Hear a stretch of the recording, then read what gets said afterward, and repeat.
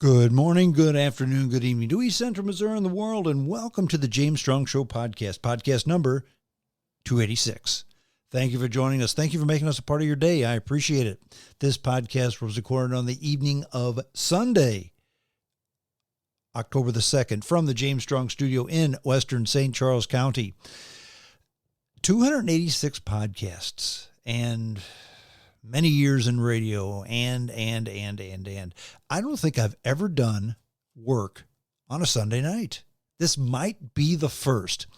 And if I've done it before, I don't remember doing it. So perhaps this is a first. Perhaps this is a first as far as I remember. So how's that? But I'm doing the podcast on a Sunday evening instead of a Saturday morning or a weekday evening, because I was in Waco, Texas during the week, and I had a camping trip this weekend. My first camping trip in a year and a half. My first camping trip to Klondike Park, my favorite place to camp, in over 2 years. So I'm not going to blame it on COVID.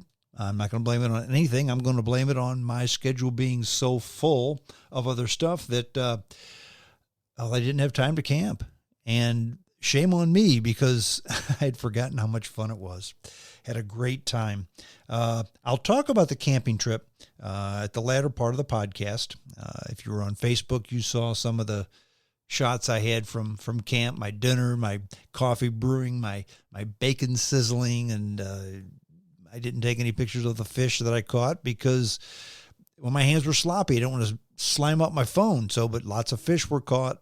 Hikes were done, naps were taken, radio was listened to in the middle of the night. Just a very, very fun and relaxing time. But I'm also going to talk about Waco 2022, Waco, Texas. My father, who was a truck driver for many, many, many years before he retired, when I told him I'm going to Waco, Texas, he says, "Oh, I haven't been to Waco, Texas in a long, long time, but I do remember it's not a real big town." And I was going to get in late one evening, and he said, "You better make sure you stop and get something to eat because they roll the sidewalks up at dark." Friends, that's not the way it is at all anymore. Waco is a very progressive, very cosmopolitan, modern, bustling city that I personally just loved. So we'll talk about Waco, Texas, and the trip that I had, and again, my travel escapades, how things are. Travel gets more difficult all the time, friends. But once you get there, it's well worth it. So before I talk about the camping trip, before I talk about Waco, Texas, I want to just take just a little bit of time and talk about something I've talked about, I think 2 weeks in a row. I guess this makes it 3 weeks in a row. And it's the whole quiet quitting phenomena that's going on. It's become a buzzword. I will be honest, when I first started reading about it and first started doing podcasts about it, it was something new to me. Now it's kind of a buzzword. Everybody talks about it. And it's something that I hope will go away, but it makes me scratch my head, this whole quiet quitting thing.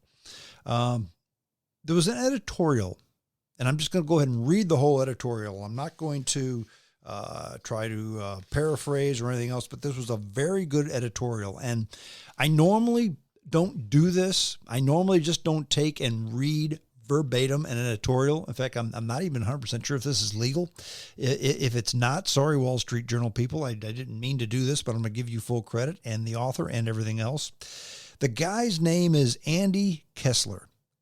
Good writer. His article appeared in the op-ed section of the Wall Street Journal on September the 25th. And the title of it is "A Nation of Quitters, a New Class, the Cyber Bohemians Who Avoid Work While Living Off Their Affluent Parents." If this isn't a half glass empty story, I don't know what is. And I'm normally not a glass half empty guy.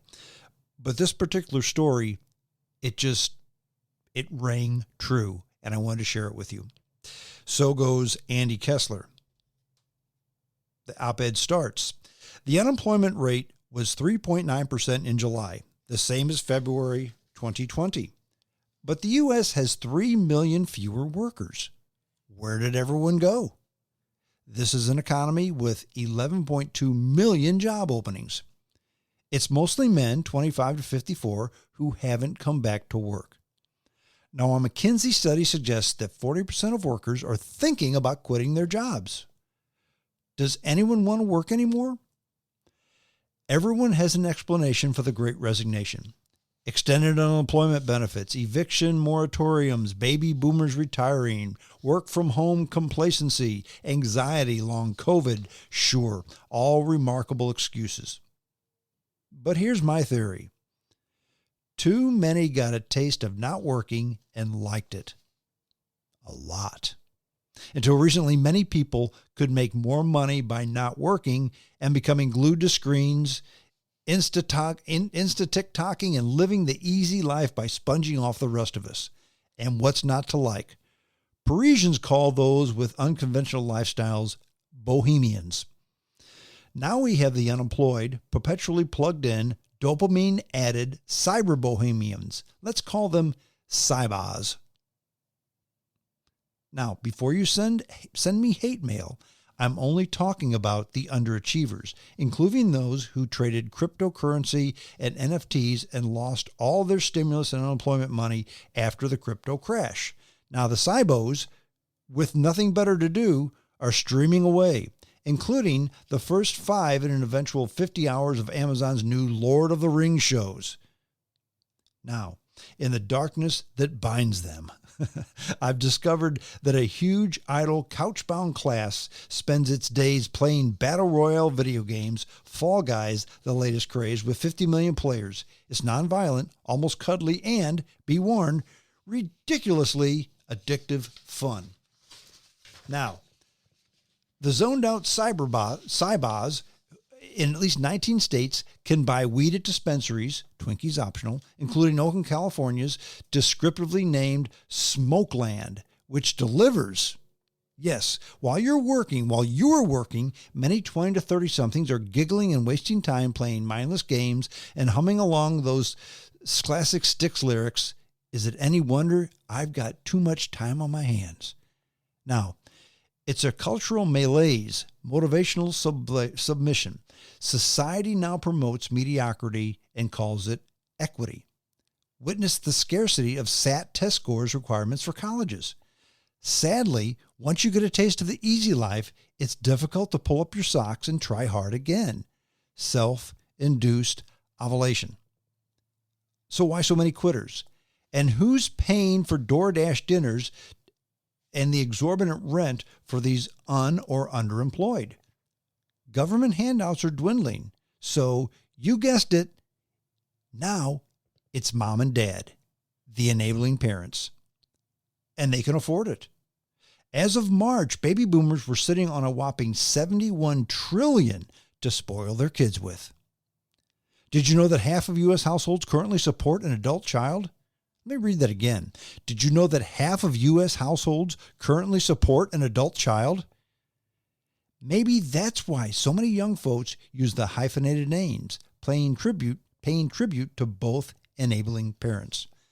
The UK has this problem too. Brits refer to kids leeching off their parents as failed fledglings. In Japan, it's parasite singles. And for those who have a fear that China is going to take over, you'll be pleased to hear that it's dealing with the ting pang or lying flat movement, a group with no motivation. The movement is quickly turning into Bailan, or let it rot. Best summarized by the slogan, someone has to be a loser. Why not me?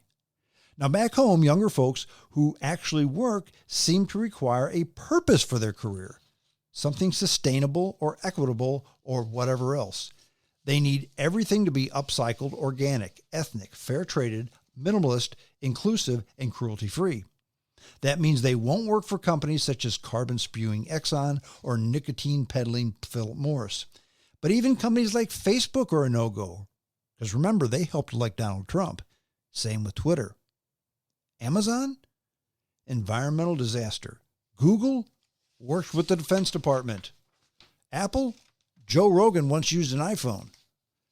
Now, we all know it's an expensive, educated corporate guy turned yoga instructor turned ESG advocate. Is this progress? No more nose to the grindstone. Now there's quiet quitting and ghosting coasting. What we used to call mailing it in and slacking off and good enough for government work.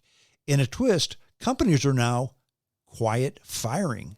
Hey, you can't fire me. I already quit. And an anti-racist fix seems to be in, notably at the Minnesota Public Schools, with its plan to lay off white teachers first. Communication platform Twilio recently announced layoffs based on anti-racist, anti-oppression lens. It all sounds racist to me. Plus, Representative Alexandria Consul AOC predicted that in 2019 that the world is going to end in 12 years. Time's a wasting. Why bother working or contributing to a 401k? Cyber bows got the message loud and clear. This may go on for a while until the money runs out or is cut off or work opportunities become more enhancing during a full future bull run. Meanwhile, the great enabling of America, growing gaggle of cybos continues. And that, my friends, was an editorial by Andy Kessler in the September 25th edition of the Wall Street Journal. And he's not wrong. Who's to blame? Well, actually, it's the slacker who's to blame. You got to look in the mirror. But the government's cutting the money. Who's to blame? It's you, mommy. It's you, daddy. Half of all parents support an adult child. Now, unless the child is really disabled, and I don't mean just has doesn't want to work, I could see no reason why any parent would support an adult child. But that's neither here nor there, and that's actually the way things are nowadays. Okay, enough of that. No more half glass empty stuff for me. Okay, let's talk about Waco, Texas. Okay, if you've never been, or if you've never been recently, it's a wonderful place. It's a changed place. It's home to Baylor University, one of the biggest, most successful colleges. Are they in the Big 12, I'm thinking? I think they're in the Big 12. Once upon a time, they were a sports joke. Now they're a sports powerhouse. I think they were always good in track and field, but they've become very good in football, very good in basketball. Their stadiums are unbelievably cool.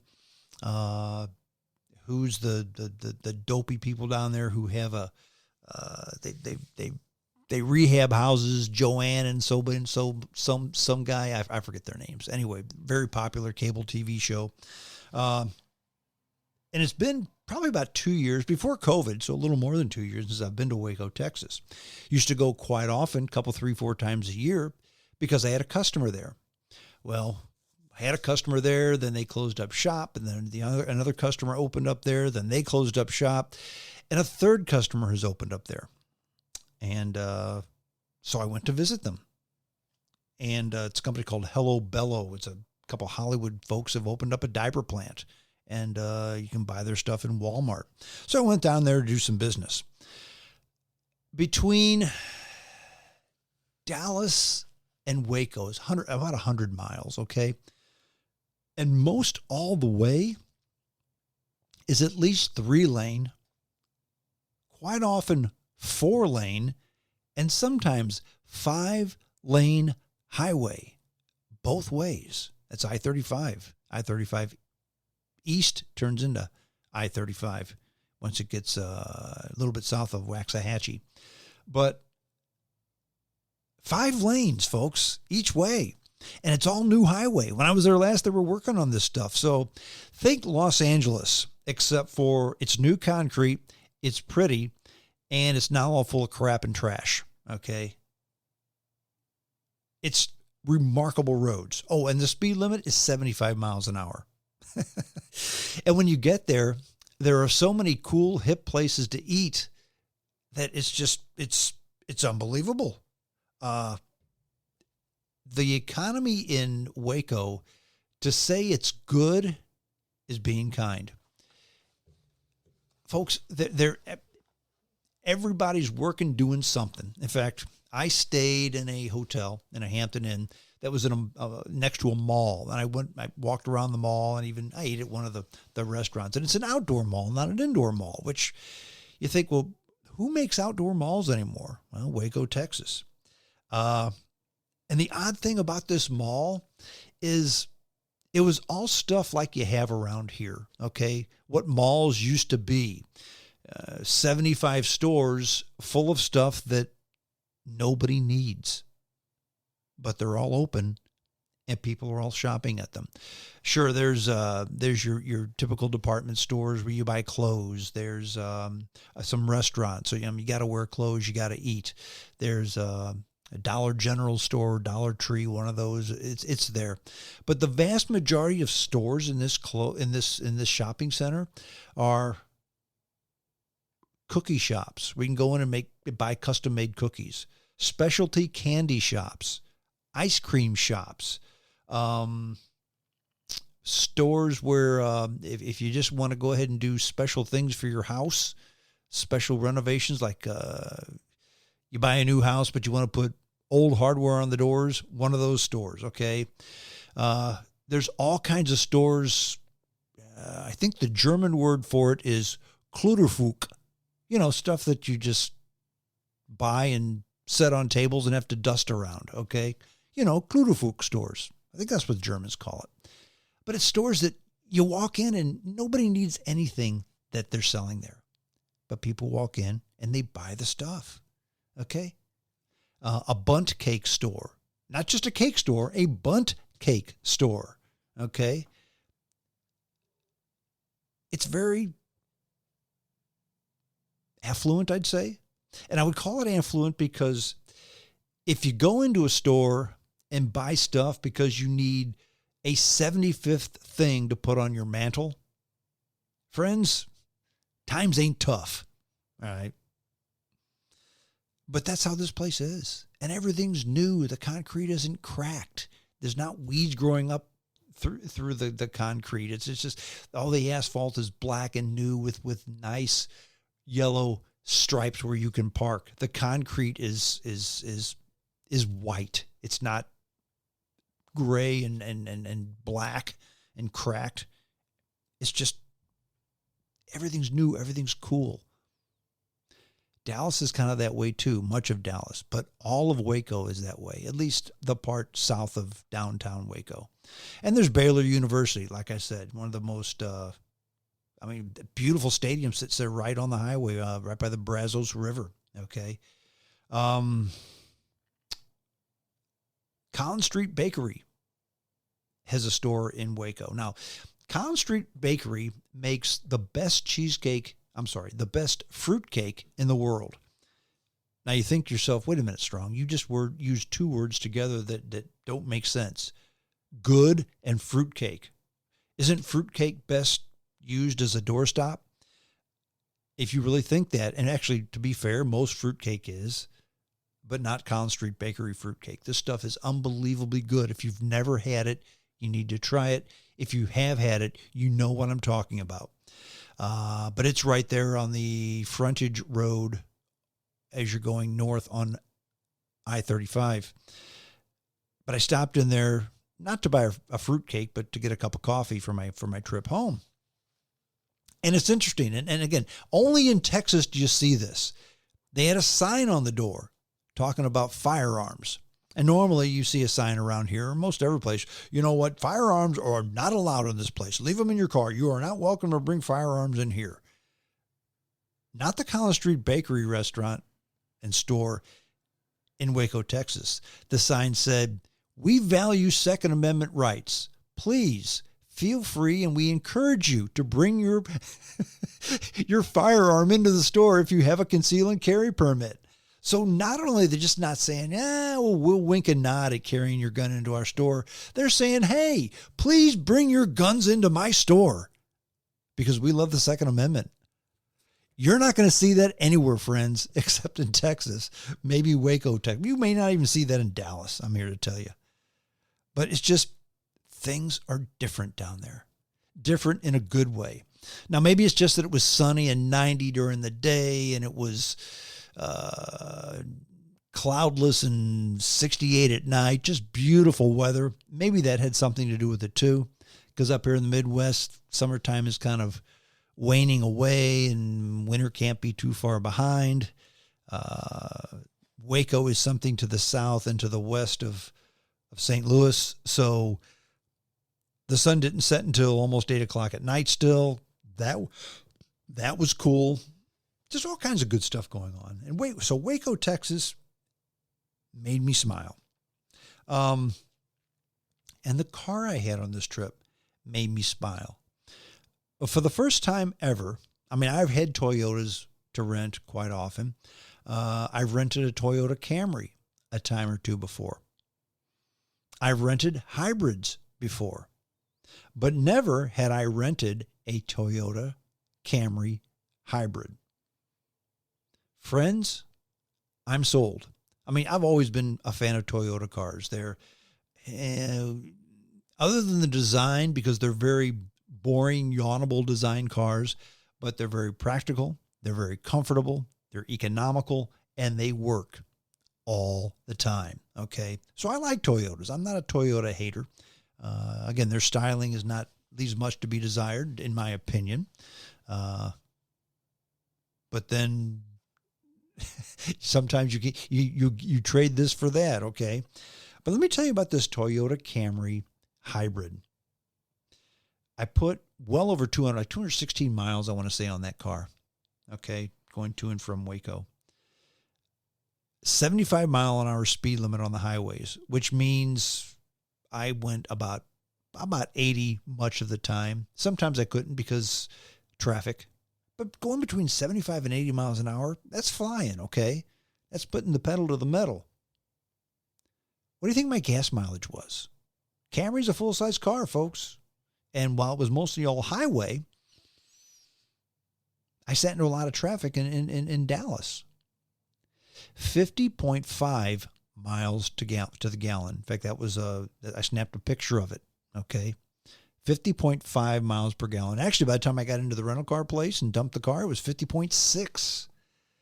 Because the way this hybrid worked, the electric engine kicked in 2 separate times. First of all, if you're just cruising about, going under 20, 25, 30 miles an hour, depends on the driving conditions, you're running on an electric motor.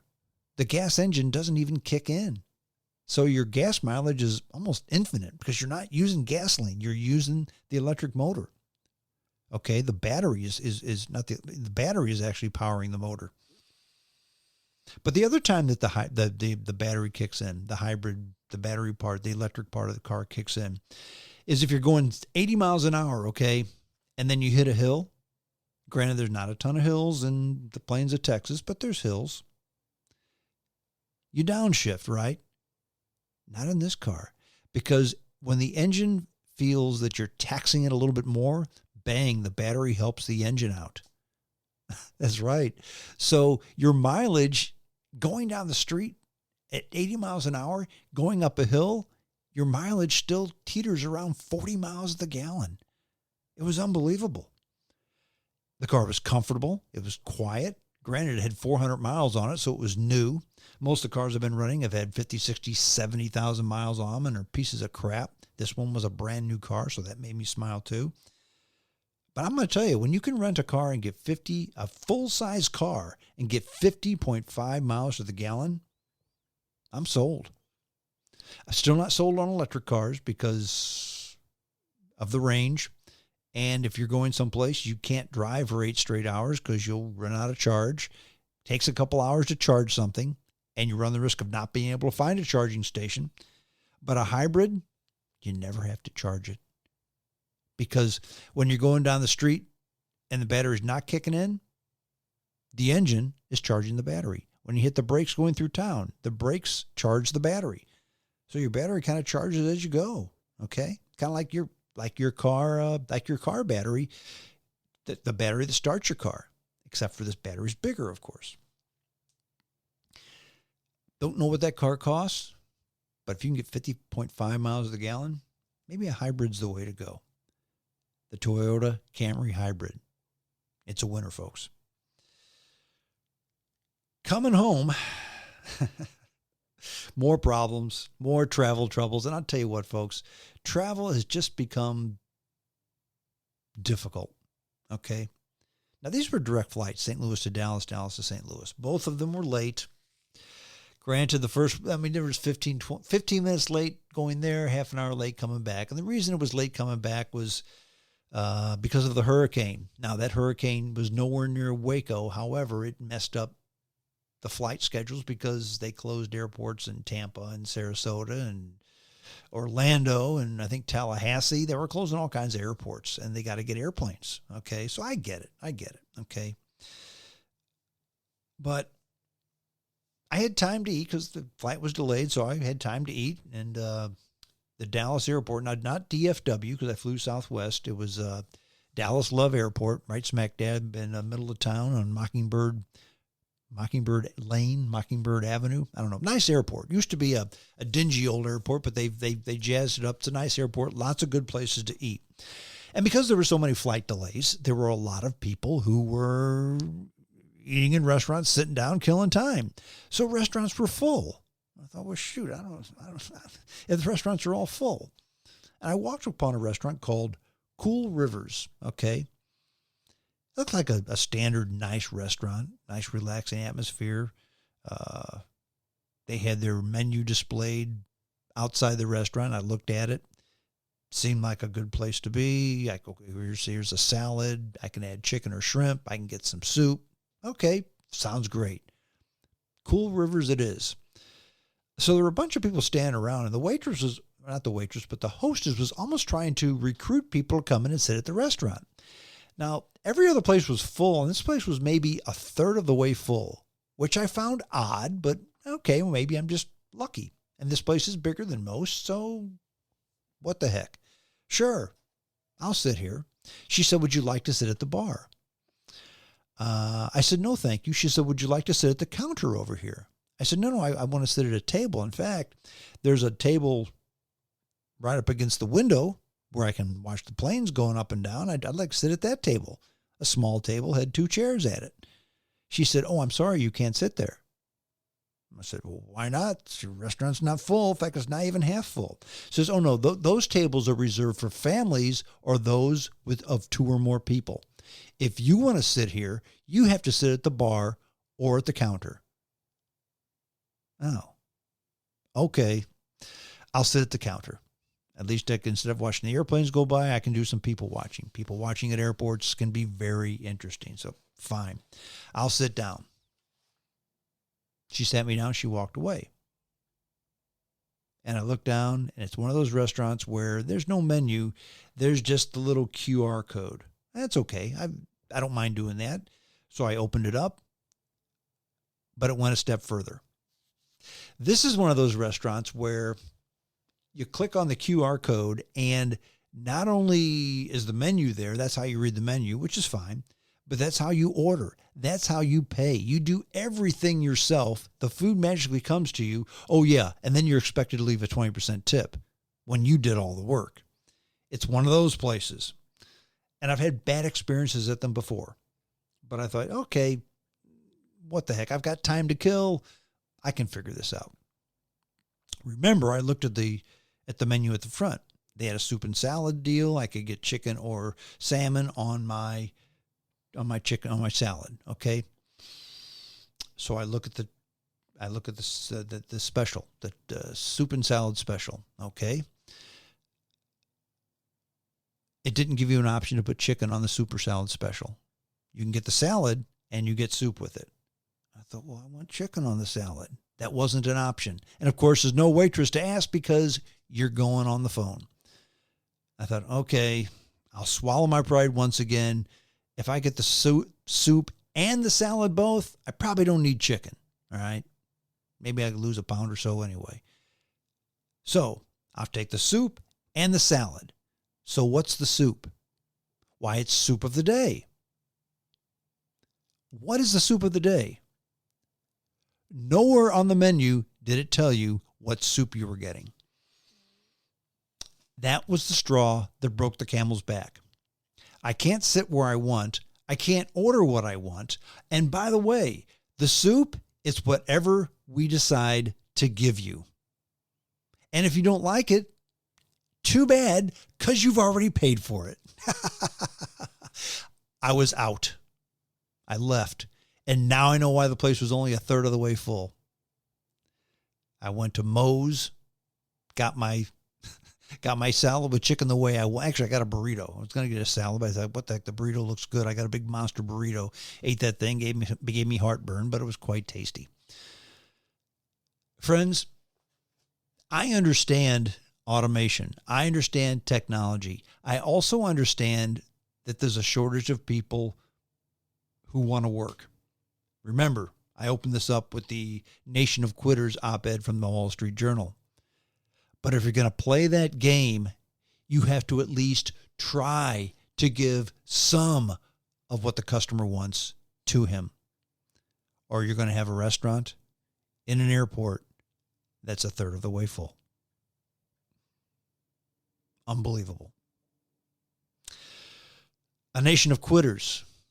Not all in this nation are quitters. On the way home, our flight attendant, and she was the gal, I don't know what you would call her, but she ran the show. She was the one that did the announcement. She was the one that walked you through here's how to buckle your seatbelts if we land in the water, here's where your life vest is, here's what you do to put on your oxygen mask, all that kind of stuff. And she proudly announced, she says, I've been working at Southwest Airlines for, I forget how many years, 50 years, something like that. She's 78 years old. Still a flight attendant. Did her job flawlessly. And young for her age. I mean, she was 78 years old. She didn't look a day past 75 to me. I mean, young gal. But she was still working. I don't know how many days a week she works. But that day, she was working and did a good job and smiled all the way. She really wanted to be there. And that, friends, put a smile on my face as well. Because it's one thing to work because you have to. And unless she did things really wrong, she wasn't working because she had to. She was working because she wanted to. And kudos to her. So another thing, this is the last story I'll tell about my trip before I go into my camping trip in Klondike Park. But I was watching ESPN, and this was actually on the television, and they did a montage on ESPN about Albert Pujols and his highlights throughout his career. Because he was, 21, 22 years, something like that, in the major leagues. This is his last year, his swan song. He's having a good year. Okay, he's one of the main reasons the Cardinals won their division. But they had all his home runs, his great catches, all the stuff that Albert Pujols did that was fantastic, that was great. And every last one of them, he had a Cardinal uniform on, which I found odd because he played for the California Angels, Los Angeles Angels, the Los Angeles Angels of Anaheim, whatever they were called that during those 10 years. He played 10 years for another team. Did he not do anything great? Well, he only made the All-Star team once in those 10 years. And they only made the playoffs once, never won a series. In fact, I'm not sure they ever won a game in 10 years. He made $260 million, made a lot of money. But the highlight film showed zero, not one highlight of Albert Pujols in an Angels uniform. And that I found very odd. Made me smile, but I still found it very odd. Okay, last but not least, let's discuss my camping trip to Klondike. You know I like to run my mouth and say, yeah, do the adventure of a lifetime 3 times a year. I usually camp 2, 3, 4 times a year. Friends, I hadn't camped in a year and a half. I hadn't camped at Klondike, which is 40 minutes from my house, maybe 30, 40 minutes from my house. I hadn't camped there in over 2 years. Not because the opportunity wasn't there, I was just too busy. Now, during COVID, I think they did close the campground for a while, to be fair. But not at least the last year and a half, they hadn't closed it. Okay? And I didn't go.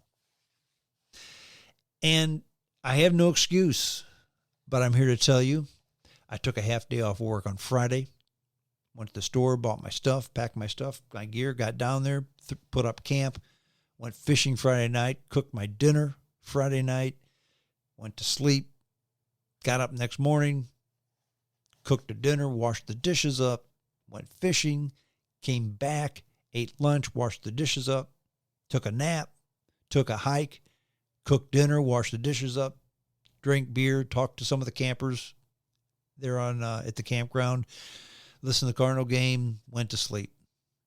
Woke up Sunday morning, nice leisurely breakfast, picked up camp, came home. Batteries officially recharged. So, the moral to that story, okay, I've preached do the adventure of a lifetime 3 times a year. Do what you need to do to have fun. And maybe I wasn't listening to my own broadcast, listening to my own advice. I don't know. Again, I don't have an excuse, but I wasn't doing it. But I will tell you, I did it this time. It was fun. I tell you what, it wasn't fun when I had to go to the bathroom in the middle of the night, especially on Friday night when it was down in the low 40s, to get out of that nice warm sleeping bag and walk over to a tree and do my duty. That wasn't fun. But other than that, it was a fantastic trip. How many fish did I catch? 1, 2, 3, 4, 5, 6, 9 fish. Yeah. What was it? 9 fish, I think. It was 4 bass, 5 bluegill, I think. None of them huge. The bass were anywhere from 10 to 12 inches long. The bluegill hand-sized, small hand-sized. But it was fun. It was amazingly fun. And if you've never had a chance to go to that park, especially if you live in St. Charles County, it's down near Augusta, okay? And friends, that whole area is changing big time. A guy named Hoffman is buying everything up down there in Augusta wine country. I'm not going to say if that's good or if it's that bad. It's just a thing. He's trying to turn that whole Augusta wine area into the Napa of the Midwest. And he's putting his money where his mouth is. In other words, his own money where his own mouth is. So he feels so strongly that this is a big deal that he's investing in it big time. So the area has already changed, maybe for the best, maybe for the worst, but it certainly has changed. My advice, go down there before it changes big time, okay? You may want to continue to go down there, even after it's changed big time, because it may change big time for the better. Maybe it'll change big time for the worse. But that whole area, my friends, is certainly changing. And it's changing big time, as is the rest of the world. Take a breath. Take a minute. Go camping. Go on vacation. Do whatever. Go on a hike. Take a nap in the backyard. But take a breath. Take a minute. And take it easy. At least some of the time. You don't want to be a quiet quitter. You don't want to be a part of the nation of quitters. You don't need to run 24/7 until your heart runs out or you stroke out just to make the money. Take a minute. Have a good time. Enjoy yourself. Doesn't have to cost that much money. And you can have a ton of fun. I know I did all weekend long. Well, that's it. We're done. JamesStrongShow@hotmail.com. That's the email address. Go ahead and send me your email address. I will send you a link to the podcast upon publication so you can download it and listen to it at your leisure. Share it with your friends. Tell everybody about the podcast, please. I know you do it, but keep doing it. I appreciate it. Thank you, thank you, thank you. And that's it. Send me your emails too. I do answer all my emails. I enjoy hearing from the folks. Well, that's it. We're done. Until next time, this is James Strong saying adios.